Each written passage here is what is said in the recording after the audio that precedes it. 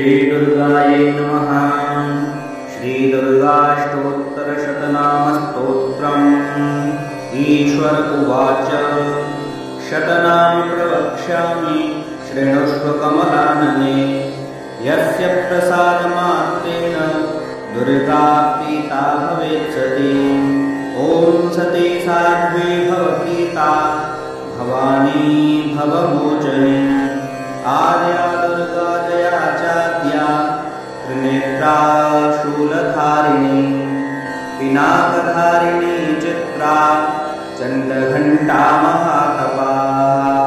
मनोबुद्धिरहङ्कारा चित्तरूपा चिताचितिः। सर्वमन्त्रमयी सत्ता सत्यानन्दस्वरूपिणी। अनन्ता भाविनी भाव्या भव्या भव्या सदा गतिः। शाम्भवी देवमाता च चिन्तारत्नप्रिया सदा। सर्वविद्या दक्षकन्या दक्षयज्ञविनाशिनी। अपर्णानेकवर्णा च पाटला पाटलावती। पट्टाम्बरपरिधाना कलमञ्जीररञ्जिनी। अमेयविक्रमा क्रूरा सुन्दरी सुरसुन्दरी।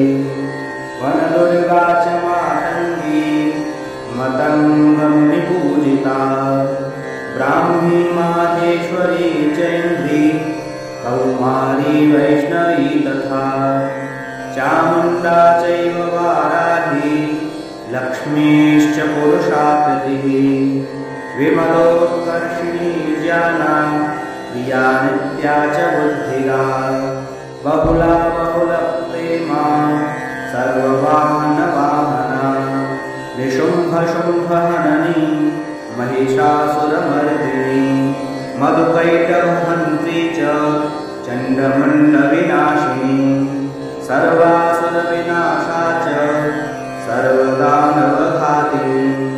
सर्वशास्त्रमयी सत्या सर्वास्त्रधारिणी तथा। अनेकशस्त्रहस्ता च अनेकास्त्रस्य धारिणी। कुमारी चैककन्या च कैशोरी युवती यतिः। अप्रौढा चैव प्रौढा च वृद्धमाता बलप्रदा। महोदरी मुक्तकेशी घोररूपा महाबला। अग्निज्वाला रौद्रमुखी कालरात्रिस्तपस्विनी।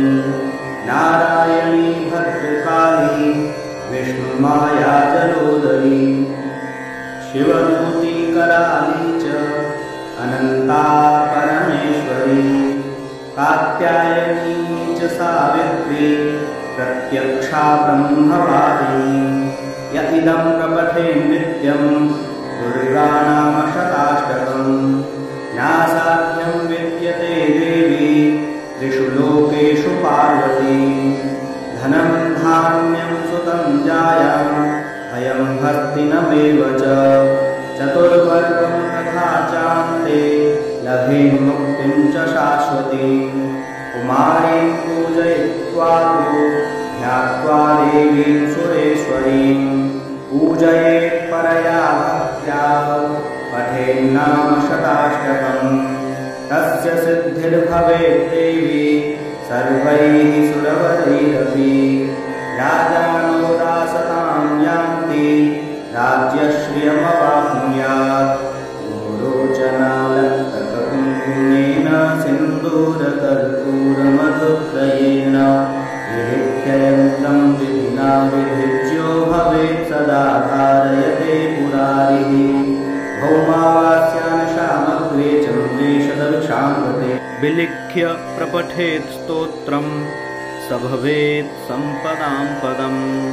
इति श्रीविश्वसारतन्त्रे दुर्गाष्टोत्तरशतनामस्तोत्रम् सम्पूर्णम्।